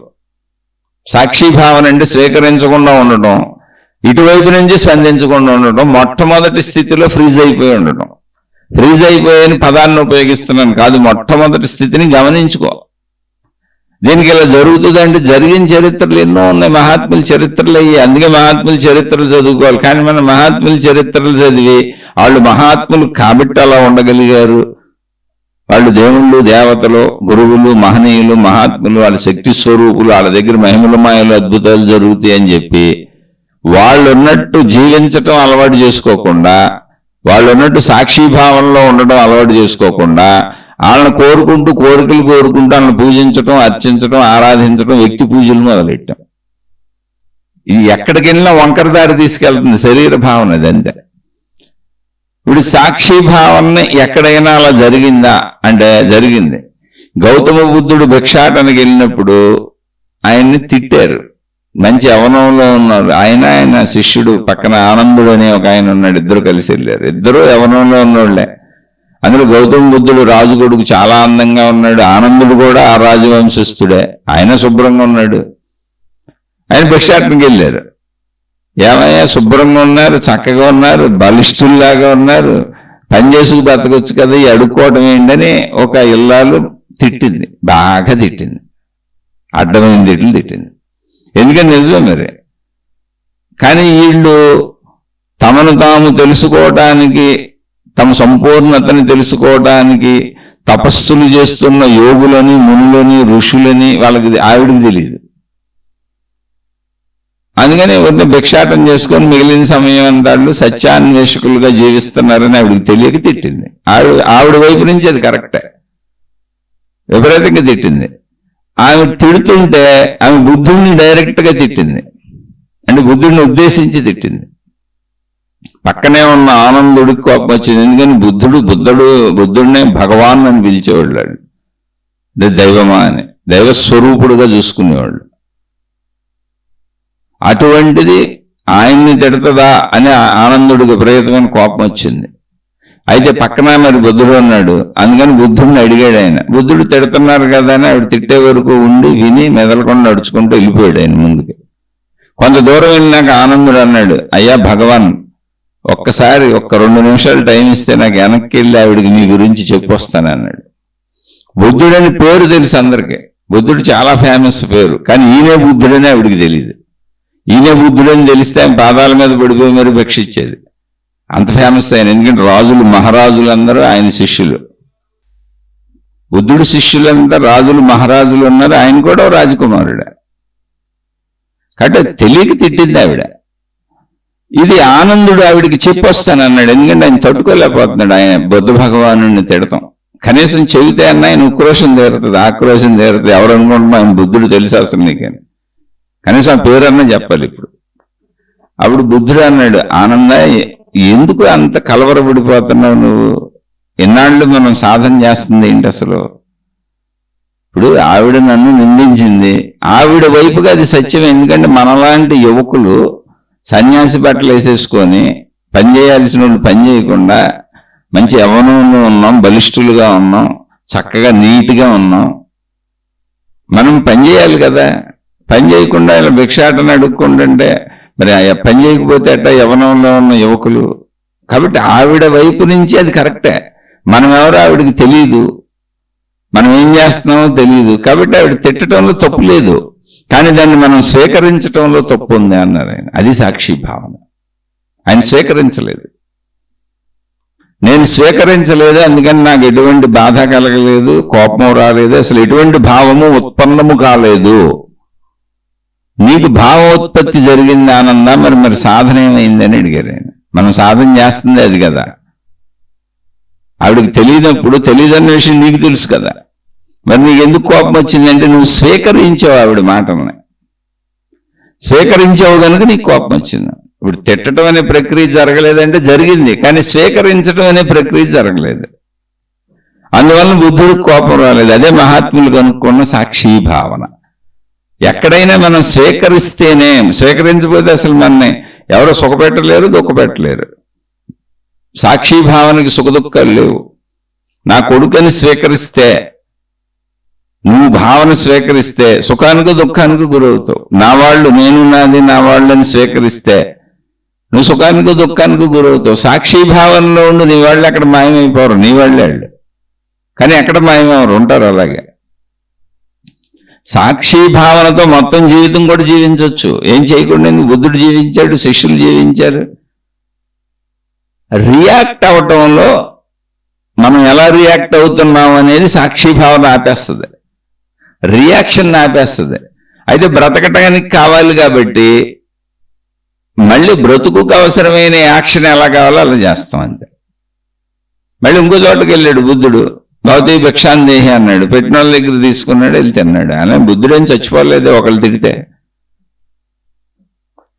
ఎంతో మంది ఆయన్ని కొట్టబోయారు, తిట్టబోయారు, చంపబోయారు. సాక్షి భావనతో ఆగిపోయారు ఆయన. ఎందుకని? నేను బుద్ధుడిని, తపస్సుకు వచ్చాను అన్నది వాళ్ళకి తెలీదు. వాళ్ళు శరీర భావంలో ఉన్నారు కాబట్టి వాళ్ళకి ద్వేషాలు, కోపతాపాలు కలుగుతున్నాయి, నా మీద కూడా కలుగుతున్నాయి. అది సహజం శరీర భావంలో. కానీ శక్తి భావంలో, నన్ను నేను తెలుసుకుంటున్న సంపూర్ణ భావనలో అది లేదు. సాక్షి భావంలో ఉన్నా నేను నుంచి నేనేం తీసుకొని, మీది సహజ స్థితి. అది నేను రియాక్ట్ అవను, కానీ యాక్ట్ చేస్తాను. విషయానికి రియాక్ట్ అవను, కానీ నేను బతకడానికి ఎలా అవసరం అలా యాక్ట్ చేస్తానంతే. అది సాక్షి భావన. నేను తినాల్సింది తింటాను, నేను పడుకోవాల్సింది పడుకుంటాను, నేను కట్టుకోవాల్సింది కట్టుకుంటాను, నాకు అవసరమైన బతుకు అవసరమైన అన్నీ చేస్తాను. సాక్షి భావనలో వదిలేయటమే ఉండదు. కానీ నీ యాక్షన్కి నా రియాక్షన్ ఎక్కువగా ఉండదు. ఎలా రియాక్ట్ అవ్వాలి? అది మంచి అయితే ఓకే, మామూలే. అన్నం పెట్టాను తినండి అన్నారు, వాళ్ళు కూడా తినేస్తాను. అది రియాక్షన్ కాదు, యాక్షన్ కాదు, సాక్షి భావన. కానీ ఘర్షణాయుతమైనటువంటి రియాక్షన్లు చేయాల్సి వచ్చినప్పుడు చేయను, నేను రియాక్ట్ అవను. ఎందుకంటే నేను సాక్షిగా ఉన్నాను అంతే. మీరు తిట్టారు, సాక్షిగా ఉన్నాను, నేనేం స్వీకరించలా. మీరు పొగిడారు, అప్పుడు కూడా సాక్షిగానే ఉన్నా, ఇవి స్వీకరించలా. కాబట్టి నాకు సుఖము లేదు, దుఃఖము లేదు, ఆనందము లేదు, బాధ లేదు. సాక్షి భావన వలన మనిషి విషయాన్ని గమనిస్తాడు, విషయాన్ని తెలుసుకుంటాడు, కానీ తను రియాక్ట్ అవ్వకుండా ఉంటాడు. జ్ఞానికి సుఖ దుఃఖములు సమానం అంటే జ్ఞానులందరూ సాక్షి భావనతో ఉంటారు. మొట్టమొదటి స్థితిలోనే అసలు కదలాలా వద్దా, అనాలా వద్దా, చెయ్యాలా వద్దా అనేటువంటి సాక్షి భావన స్థితిలోనే నిర్ణయించుకొని అది సాక్షి భావనకి సరిపోతే చేస్తారు. బతకడానికి అన్నం తినాలి, అన్నం పెట్టామంటే తినండి అన్నారనుకోండి, ఇంట్లో తింటమే, ఘర్షణ ఉంది అందులో. ఇక దాని మీద అనాలిసిస్ లేదు, ఏం పెట్టారో తినేసి లేసి వచ్చాం. అనాలిసిస్ ఏం లేదు, బాగుంది బాగోలేదు, ఇలా ఉంది అలా ఉంది, వంకలు టెంకలు ఇంకేం లేవు. అలా ప్రాక్టీస్ చేసుకుంటే సాక్షి భావన అది ఆత్మశక్తి యొక్క లక్షణము. సాక్షి భావన జ్ఞాని యొక్క లక్షణము. కాబట్టి నువ్వు ఇప్పుడు నిత్య జీవితంలో నీకు ఆత్మశక్తి తెలియకపోయినా, నీ ప్రాణశక్తి అనుభవం ఇంకా నీకు కలక్కపోయినా, నీకు ఇంకా సంపూర్ణ జ్ఞానం రాకపోయినా, నువ్వు సాక్షి భావనను ప్రాక్టీస్ చేసుకో. రియాక్ట్ అయిపోకు, జస్ట్ యాక్ట్ చేయంతే. యాక్ట్ చేయక తప్పదు. ఎందుకంటే కర్మ చేయాల్సిందే, కదలాల్సిందే, తినాల్సిందే, తాగాల్సిందే, పడుకోవాల్సిందే, లేవాల్సిందే, శరీరానికి అవసరమైన అన్నీ చేయాల్సిందే. అందుకని యాక్ట్ చేయి, రియాక్ట్ అవ్వకు. సాక్షి భావనది. దాన్ని ప్రాక్టీస్ చేసుకోమని చెప్పారు. ఆ ప్రాక్టీస్ చేసుకున్న వాళ్ళ కథలు మనకు అందించారు. అదే మహాత్ముల చరిత్రలు, అందుకే చదువుకోమంటారు. మనమేంటి మహాత్ముల చరిత్రలు చదివి మనం నేర్చుకోవడం, మనం ఆచరించడానికి చదవకుండా, వీళ్ళు అలా చేశారు కాబట్టి, ఎన్ని తిట్టినా కోపం రాలేదు కాబట్టి, చంపుతానన్నా భయం లేదు కాబట్టి, శరీరం అసలు శిథిలమైపోతున్నా వాళ్ళకి దుఃఖం లేదు కాబట్టి, క్యాన్సర్ పుళ్ళు వచ్చినా వాళ్ళు మొత్తమంది లేకుండా కోయించేసుకున్నారు కాబట్టి, మహిమలు మాయలు అద్భుతాలుగా భావించుకొని, ఇప్పుడు మా జీవితంలో మాకు మీ మహిమలు మాయలు అద్భుతాలు మీ శక్తులతో మా జీవితంలో చేసేసి మాకు మేలు చేసేయండి, లాభం చేసేయండి అని వాళ్ళ చుట్టూ తిరుగుతాం. లేదా తాళ్ళు తాయెత్తులు రంగురాళ్ళు ఉంగరాళ్ళు అని మూఢనమ్మకాలతో తిరుగుతాం. కాదు, సాక్షి భావన నిన్ను అనంత ఆత్మశక్తికి దగ్గర చేస్తుంది. సాక్షి భావన అంటే మళ్ళీ చెబుతున్న సాక్షి భావన అంటే ఏంటి? రియాక్ట్ అవ్వకో, యాక్ట్ చేయి. యాక్షన్ ఉంటుంది, రియాక్షన్ త్వరపడి చేయకు. యాక్షన్ చేయి. ఎందుకంటే జీవించడమే యాక్షన్. అసలు మెలకువలో కదలకుండా ఎలా ఉంటావు? శరీరంతో ఏదో ఒకటి కదలకి చేస్తూనే ఉండాలి, అది యాక్షన్. రియాక్షన్ వద్దు, అవసరమైన యాక్షన్ చేయి అంతే. అంటుకోకు దేనికి. తామరాకుపోయి నీటి బొట్టులు అన్నది సాక్షి భావనే. అలా ఏకం సత్ విప్రా బహుదా వదంతి, సత్యం ఒకటే. దాన్ని అర్థం చేసుకున్నటువంటి, అవగాహన చేసుకున్నటువంటి జ్ఞానులైనటువంటి పండితులు అనేక రకములుగా చెబుతారు. అనేక రకములుగా ఎందుకు చెబుతారంటే, ఏ రకంగా ఎన్ని రకాలుగా ట్రై చేసి చెబితే ఈ అర్థం కాని వాళ్ళకి అర్థమవుద్దో అని ప్రయత్నిస్తారు. అందులో ఒక రకం సాక్షితత్వం. అందుకని ఏమీ రాకపోయినా సాక్షితత్వాన్ని అలవాటు చేసుకోండి. ఎదుటోడు తిడుతున్నాడు, ఆగటం నేర్చుకోండి. ఎదుటోడు పొగుడుతున్నాడు, అప్పుడు కూడా పొంగిపోకుండా ఆగటం నేర్చుకోండి. గుర్తింపు కోరుకోబాకండి. గుర్తింపు కోరుకోవడం సాక్షితత్వం గుర్తింపు కోరుకోకుండా ఉండడం సాక్షితత్వం, గుర్తింపు కోరుకోవడం అహంకారం. అలా అన్ని సాక్షితత్వంతో చేయండి. ఏది అతిగా కోరుకుంటే ఆశ, అత్యాశ, దురాశ. సాక్షితత్వంతో ఇదిగో చేసావు, నువ్వు చేసిన దానికి వస్తుంది, వచ్చింది పుచ్చుకో, అదే సాక్షి. నిష్కామ కర్మయోగం అంతా సాక్షితత్వమే. పని చేశాను, ఫలితం వచ్చింది, అంత ఇస్తే అంత పుచ్చుకున్నాను, దానికి ఇంక అనాలిసిస్ చేయలే, తక్కువ ఇచ్చారా ఎక్కువ ఇచ్చారా ఏం చేయట్లే నేను. అది సాక్షితత్వం. అలా జీవితంలో నిష్కామ కర్మయోగం మొత్తం సాక్షితత్వం కింద వస్తుంది. అసలు మొట్టమొదట మన ప్రతి చర్య మొట్టమొదటిది సాక్షితత్వం అని చెప్పాను స్టార్టింగ్లోనే. చూస్తున్నాను అన్నప్పుడు చూశాను, ఎదురుగా మనిషి, ఆగిపోకడా. ఆ మనిషి ఎవరు అనే దానికి వెళ్ళకో, ఎలా ఉన్నారనే విశేషణాలకు వెళ్ళకో, విశ్లేషణలకు వెళ్ళకో, జస్ట్ మనిషి, ఆగిపో, అది సాక్షితత్వం. విశ్లేషణలకు వెళ్ళామనుకోండి, నా శత్రువు కనపడుతున్నాడు అనగానే శత్రుభావం వచ్చేస్తుంది, నా మిత్రుడు కనపడుతున్నాడు అనగానే మిత్రభావం వచ్చేస్తుంది.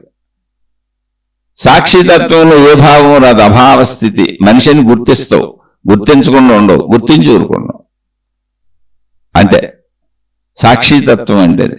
రియాక్ట్ అవ్వకో, అటాచ్మెంట్ పెట్టేసుకోకు, బంధం పెట్టేసుకోకు. బంధం వల్ల సుఖ దుఃఖములు ఏర్పడతాయి. నిష్కామ కర్మయోగం కూడా అంతే. సాక్షితత్వంలో జీవించడం కుదురుతుందా? చక్కగా కుదురుద్ది. మహాత్ములు అందరూ జీవించారు, మనం కూడా జీవించవచ్చు. సాక్షితత్వంలోనే జీవించడం బాగా కుదురుద్ది. ఎందుకంటే చెడు చేయను, అవసరమైన క్రియలే చేస్తాను, అనవసరమైన అసలు చేయను. ఒక్కటి కూడా అనవసరం ఉండదు సాక్షితత్వంలో. మలమూత్ర విసర్జనలు చేయాలి, శరీరం చెప్పింది చేశాను, అంతే. అంతే సింపుల్. అలా అవసరమైన చర్యలు జరుగుతాయి, అనవసర చర్యలు అసలు జరగవు. అది సాక్షితత్వము. సాక్షితత్వము అభ్యాసం చేస్తే జ్ఞాని కాకపోయినా జ్ఞాని అవటానికి అవకాశాలు పెరుగుతాయి. సాక్షితత్వాన్ని అభ్యాసం చేస్తే అనంత ఆత్మశక్తి తెలియకపోయినా, నా ప్రాణశక్తి ఆత్మశక్తి అని తెలియకపోయినా, ప్రాణశక్తికి ఆత్మశక్తికి అత్యంత దగ్గరగా ఉన్నది సాక్షితత్వం. అందుకని తొందరగా తెలిసే అవకాశం ఉంటుంది. సాక్షితత్వ సాధన చేసుకోవచ్చు కూర్చొని ఇంట్లో మనం. దానివల్ల మన చుట్టూ ఉన్న వాళ్ళు సుఖపడతారు. ఎందుకో తెలిసి, ముందు మనం అందరి మీద కైకేయమని గైగేయమని లేచి గంతులేసి అలందిట్టి ఇలందిట్టి కోపతాపాలు ప్రదర్శించి, లేదా వాళ్ళ మీద రోమర్స్ సృష్టించి విషయాసక్తితో కొత్త కొత్త విషయాలు తెలుసుకొని మళ్ళీ వాటికి కొంచెం మసాలాలు అద్ది అందరికీ చెప్పి ఇలాంటి చిత్ర విచిత్రమైన పనులన్నీ ఆగిపోతాయి సాక్షితత్వం. జస్ట్ అంతే. అవసరానికి కదులుతావు, యాక్షన్స్ ఉంటాయి, రియాక్షన్స్ ఉండవు. ఆలోచించండి, అర్థం కాకపోతే మళ్ళీ తప్పకుండా అడిగే ప్రయత్నం చేయండి. సాక్షితత్వాన్ని సాధన చేసుకోవచ్చు అంతటి సామాన్యుడైన. ఎందుకంటే చుట్టూ మనుషులతోనే రోజు మనం జీవించేది, మనం పంచేంద్రియాల ద్వారానే అన్ని గ్రహించేది. కాబట్టి సాక్షితత్వాన్ని ప్రాక్టీస్ చేసుకొని, కొంచెం ఉప్పు తక్కువైంది తినేయండి, కొంచెం పులుపు తక్కువైంది తినేయండి, కొంచెం ఉప్పు ఎక్కువైంది తినేయండి, ప్రాణం అయితే ఏం పోదు. అలా అన్నింటినీ సర్దుకోవటం అలవాటు చేసుకోండి. వాటిని విశ్లేషించుకోబాకండి, అనలైజ్ చేసుకోబాకండి, వాటిని వాటిగా అలా అనుభవించటం అవసరాలకే నేర్చుకోండి. సాక్షితత్వమే అది. అప్పుడు గొడవలు అసలు ఎందుకు ఉంటాయి? అక్కడి నుంచి ఎప్పుడైతే సాక్షితత్వం అలవాటు అయిపోయిందో ఆటోమేటిక్గా నువ్వు జ్ఞానం అయిపోతావు. ద్వంద్వత్వం పోతాయి, ఘర్షణలు పోతాయి, గొడవలు పోతాయి. ఆటోమేటిక్గా నీ జ్ఞానం అర్థమైపోద్ది, జ్ఞానం అయిపోతావు. ఆటోమేటిక్గా నువ్వు అనంతాత్మశక్తికి ప్రాణశక్తికి చాలా దగ్గరగా వచ్చేది అర్థమయ్యే స్థితికి వచ్చేస్తావు. ఇటు నుంచి అటు వెళ్ళినా, అటు నుంచి ఇటు వచ్చినా జరిగేది ఇంతే. నువ్వు ప్రాణశక్తిని తెలుసుకుంటానని సాధన చేసుకుంటూ వచ్చినా ఆఖరికి సాక్షితత్వంలో బ్రతుకుతావు. జీవన్ముక్తులందరూ సాక్షితత్వంలో బ్రతుకుతారు. నువ్వు సాక్షితత్వాన్ని సాధన చేసుకుంటూ వెళ్ళిపోతే జీవన్ముక్త స్థితికి దగ్గరికి వెళ్ళిపోతావు. ఇటు నుంచి వెళ్ళినదే, అటు నుంచి వచ్చినదే. కాబట్టి సాక్షితత్వాన్ని సాధన చేసుకో, సాక్షితత్వాన్ని గమనించు అని చెప్పారు కొంతమంది. అర్థమైతే ఆచరించుకోండి, అర్థం కాకపోతే మళ్ళీ తప్పకుండా, అంటే ఆచరించుకుందామని ప్రయత్నించి అర్థం కాలేదు అనుకున్న వాళ్ళు, ఎక్కడ అర్థం కాలేదు, ఏం అర్థం కాలేదు మళ్ళీ స్పష్టంగా ప్రశ్నించండి, చెప్పుకునే ప్రయత్నం చేద్దాం, విశ్లేషించుకుందాం. ఇది నచ్చని వాళ్ళు, ఈ విధానం నచ్చని వాళ్ళు, ఈ పద్ధతి నచ్చని వాళ్ళు, అసలు నేను చెప్పేది నచ్చని వాళ్ళు, ఇవి వినకండి దయించి. మీ మార్గాల్లో మీరు హాయిగా ముందుకు సాగిపోండి. శుభమస్తు. మీకు మీ కుటుంబ సభ్యులకు మేలు చేకూరుగాక. మరలా మరొక కొత్త శీర్షికతో కలుసుకుందాం.